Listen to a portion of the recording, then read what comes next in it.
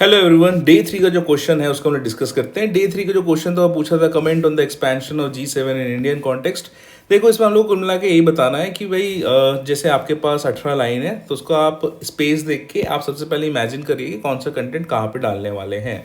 तो क्वेश्चन का जो मेन डिमांड है दैट इज कि एक्सपेंशन ऑफ G7 अगर इंडियन कॉन्टेक्स्ट में हम लोग बात करें तो क्या होना चाहिए। तो स्टार्टिंग में एक लाइन ये बता दीजिए कि भाई G7 है क्या, दूसरे में बता दीजिए कुछ करंट अफेयर होगा कि भाई इंडिया मेंबर नहीं है फिर भी उनको पिछले 3 साल से इनवाइट किया जा रहा है। उसके बाद एक्सपेंशन ऑफ G7 का इंडिया पे क्या प्रभाव पड़ेगा वो आप लिख लीजिए, या फिर किस प्रकार से रिलेवेंट है तो वो लिख लीजिए। ज़्यादा पॉइंट, बहुत सारे पॉइंट्स मैंने देखे लेकिन मोर और लेस ज़्यादा तो पॉइंट है नहीं। और गिवन कि G7 से ज़्यादा इंपॉर्टेंट इंटरनेशनल ग्रुपिंग्स जैसे ब्रिक्स हो गए, G20 हो गए, उसका इंडिया ऑलरेडी मेंबर है। तो G7 में जो छोटी सी जो कह सकते हैं कि कॉफ़ी टेबल पार्टी जो चल रही है वो हमको उतना ज़्यादा इफेक्ट नहीं करेगी। बट फिर भी चलो, G7 जैसे प्रेस्टीजियस ग्रुप का अगर इंडिया अंग बनता है तो कहीं ना कहीं थोड़ा सा तो प्रतिष्ठा वाली बात होती है, लेकिन इन रियल टर्म्स इस ग्रुपिंग का उतना ज़्यादा सिग्निफिकेंस नहीं रह गया। गिवन कि ब्रिक्स की जो इकोनॉमी है वो ऑलरेडी G7 के कंट्रीज़ के इकोनॉमी से ज़्यादा है।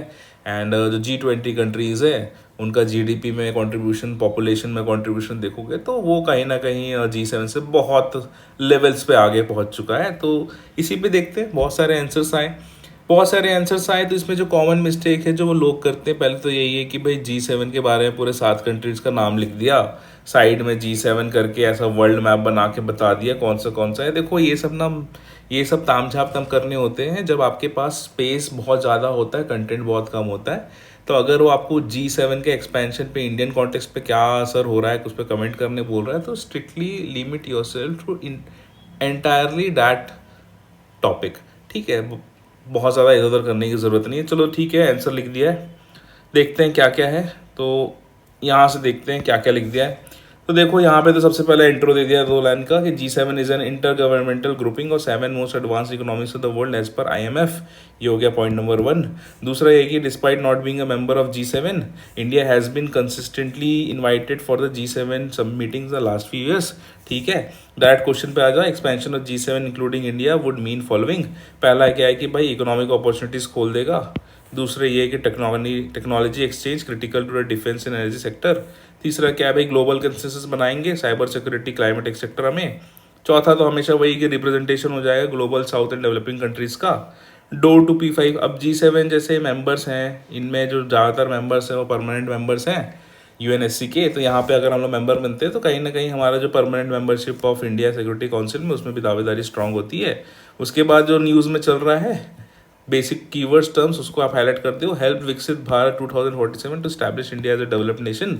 उसके बाद 7 make multilateral diplomatic ties in global system. देखो, यहाँ पे ना कुछ नहीं है, कीवर्ड्स डालना है जो ट्रेंड में चल रहा है। ठीक है, विकसित भारत हो गया, सिक्योरिटी काउंसिल वाला 5S हो गया। ठीक है, संवाद, इस टाइप से कुछ कुछ है उसमें, उसको देख लेना। उसके बाद ये मल्टीलैटरलिज्म हो गया, वसुदेव कुटुंबकम हो गया। ये सब जार्गन्स ना यहाँ पे यूज़ कर दो और आंसर फ्रेम कर दो। कुल मिला के यही है। जहाँ पे ज़्यादा कंटेंट नहीं होता है ना, वहाँ पे ना ये जो साइड के जो सब हेडिंग्स है वही आपका आंसर बनाता है। आपकी सब हेडिंग्स बढ़िया बैठ गई, इसका मतलब एग्जामिनर को पता चल गया कि इसने इसके बारे में कवर कर दिया है। लास्ट में एक न्यूट्रल सा conclusion. Although the position of G7 has become less relevant in recent years due to rise of other platforms like BRICS, G20, etc., but securing India's position among top economies will surely benefit its global image। ठीक है, ऐसा करके लिख के दे दो। देखो, ज़्यादा इसमें ना कंटेंट नहीं है, ज़्यादा इसमें डायमेंशंस नहीं है। जो भी आपको साइड हेडिंग सब जम रही है वहाँ पे यहाँ के करके निकलो। तो ये ऐसे क्वेश्चन होते हैं ना जिनका कोई स्पेसिफिक आंसर फ्रेम आप नहीं कर सकते हो, लेकिन मोर और लेस एक गुड क्वालिटी का आंसर अगर आप फ्रेम करते हो then it is a good चीज़। ठीक है, तो इतना काम कर लेना है। तो expansion of G7 in Indian context, day 3 के ये आंसर्स थे। देखो क्या होता है ना, एग्जामिनेशन में आपको बता रहा हूँ कि ना ज़रूरी नहीं है कि हर क्वेश्चन ना अटेम्प्ट करने लायक हो, हर क्वेश्चन के परफेक्ट आंसर आपके पास तैयार हो। जैसे एक होता है बहुत ही स्पेसिफिक क्वेश्चन। स्पेसिफिक क्वेश्चन क्या हो गया कि भाई इंडिया को अगर यूनाइटेड नेशन सिक्योरिटी काउंसिल में परमानेंट मेंबर बनना है तो उसके क्या क्या रीज़न हो सकते हैं, क्या क्या आर्गूमेंट सपोर्ट कर सकते हैं। इसमें बहुत ही मल्टी डायमेंशनल आंसर बना सकते हैं। लेकिन अब जैसे G7 हो गया, ठीक है, IPSA हो गया, ठीक है, इस टाइप के जो ऑर्गेनाइजेशन है इसमें अगर इंडिया का कॉन्ट्रीब्यूशन बोलोगे तो काफ़ी लिमिटेड है ना, 1-2 लाइन का ही है। तो इसमें थोड़ा सा दिक्कत होगी। चलो मान लो IPSA की बात होती है, ठीक है, इफ्सा के बारे में क्या बताओगे कि भैया ये ट्राइपार्टाइट इंटर गवर्नमेंटल ऑर्गेनाइजेशन है, एग्रीमेंट है, इसमें ये एक मेंबर कंट्रीज़ हैं, ठीक है। इनका मेन काम ये है कि developing countries specially the developing economics of the world के बहुत ही इंपॉर्टेंट है। इप्सा में पॉपुलेशन बता देना इतना है, लास्ट ये 10 डिकेड्स में इन्होंने इतना ग्रोथ में कंट्रीब्यूट किया है। और इसका ब्राज़ील और कह सकते हो कि इंडिया, ठीक है, इनका जो G7+5 का जो एक्सपेंशन है इनमें भी इनको कंसिडर कर रहे हैं। और उसके बाद शायद कह सकते हो कि ये P5 का एक्सपेंशन जो हो रहा है इसमें भी इनके दावेदारी है, ठीक है। जैसे बिग फोर जो होता है ना, बिग फोर क्या हो गया, ब्राज़ील, इंडिया, जर्मनी और एक जापान, इनका भी ये पार्ट हो जाता है। तो ऐसा करके कुछ कुछ जार्गन्स आप यूज़ करोगे, ठीक है। अब इसमें है तो सो ग्लोबल साउथ एक और टर्म है, इसको भी यूज़ कर सकते हो, ठीक है। तो इस प्रकार के जो क्वेश्चन है ना उसको आपको कुछ ना कुछ करके जार्गन्स वगैरह इंक्लूड करते हुए आपको इसके आंसर्स बनाने होते हैं, क्योंकि ज़्यादा कुछ स्पेसिफिक होता नहीं है। जहाँ पे कंटेंट है वहाँ पे कंटेंट से खेल दो, जहाँ पे कंटेंट नहीं है वहाँ पे ये जार्गन्स के साथ खेलो। जार्गन्स मतलब कुछ नहीं होता है, बढ़िया बढ़िया कीवर्ड्स होते हैं, कैच फ्रेजेस होते हैं। जार्गन्स हो गया, उसके बाद सब हेडिंग्स हो गया, इनमें हम लोग आंसर फ्रेम करते हैं। जब तक कंटेंट है ना कंटेंट चलाएंगे, लेकिन कंटेंट नहीं है तो उसके बाद जार्गन्स और सब हेडिंग पे आ जाएंगे। जो पॉपुलर जो जार्गन्स चल रहे हैं रिसेंटली अभी इंडिया में, उनमें से कुछ एक आध दो का एग्जांपल दे दूँ तो विकसित भारत संकल्प यात्रा, ठीक है, विकसित भारत संकल्प यात्रा या विकसित भारत 2047, ठीक है, ये एक कीवर्ड चल रहा है। सबका विश्वास, ये एक कीवर्ड चल रहा है। पंच प्राण, पंच प्राण जो हुआ था वो चल रहा है, ठीक है। विकसित भारत, ये विकसित भारत संकल्प के जो 4 पिलर्स हैं, है ना, गरीब हो गए, वुमेन हो गए, अन्नदाता हो गए, यूथ हो गया, इनके कीवर्ड्स आपने देख लिए। जो पंच प्राण है वो देख लिए, विकसित भारत बनाना, कॉलोनियल माइंडसेट से बाहर निकलना, ठीक है, देश को तरक्की की तरफ ले जाना। तो ये सब कीवर्ड्स ना आप तैयार कर के रखो।